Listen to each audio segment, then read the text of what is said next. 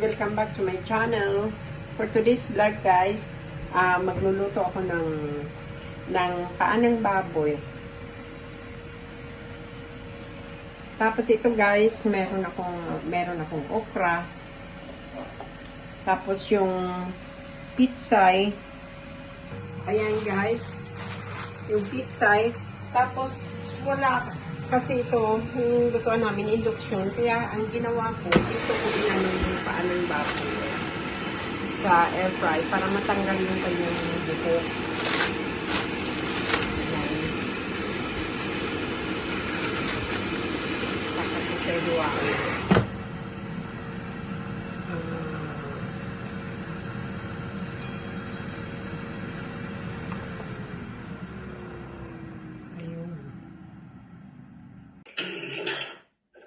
So guys, ito yung paanang baboy guys. Ito yung paanang baboy. Nahihiwain ko. Nilagay ko siya sa air fry para matanggal yung mga balahibo. Hi guys! So ngayon mag-gigisa na tayo guys ng ating sinigang na paanang baboy. Ayan, gigisa ko muna ito ng bawang, sibuyas, tapos kamatis,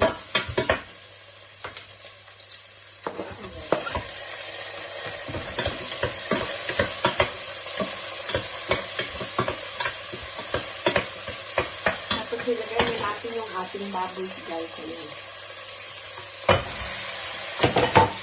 Ito yung isang mga natin sila. Pula-pula. Pulahin natin.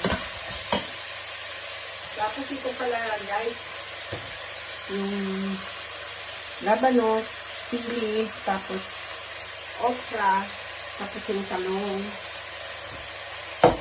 Tapos ito yung ating paminta, ito akong bitsin, tapos piso.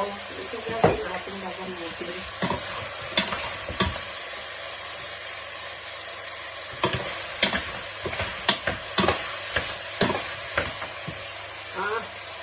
Tingnan nyo guys, oh. Diyan may ulam siya, oh. Ito, hamon pa yan. Hindi, makain. Kahit matagal na ako dito sa Denmark, gusto ko pa rin yung pagkain Pilipino. Hindi ako masyado kumakain ng pagkain dito. May lang sila sa parin. So guys, design muna natin to. Ay, papulahin pala. So guys, ito na yung ating lagang ay sinigang na baboy. Tapos magprito ako guys ng isda.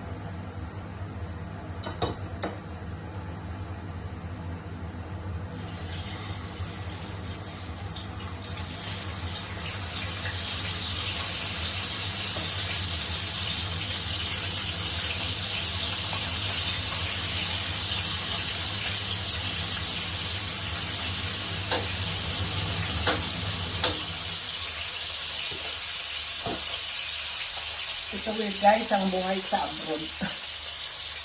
Ng isang Pilipinang nanay. Trabaho, tapos bahay.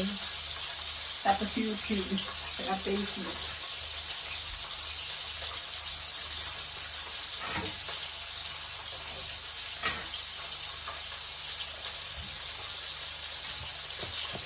So, kakain nito yung anak ko ng isda.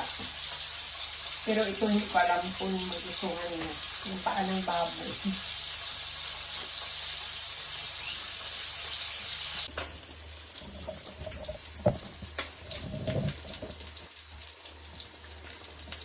So guys, ilalagay ko na yung mga gulay. Sabay-sabay ko na pati yung chili. Ganyan siya. Ang sarap-sarap. Guys, ito na yung ating sinigang na paanang baboy, tapos prito na isda. Ganyan po guys, bali ilagay natin sa 7.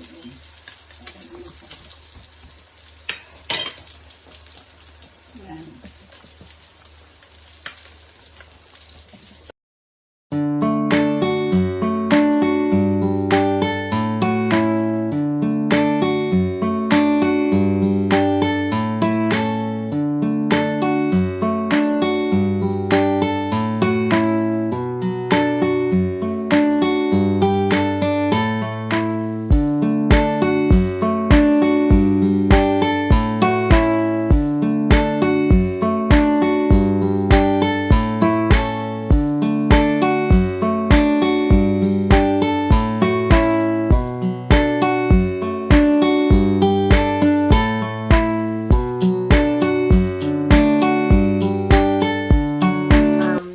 Thank you for watching.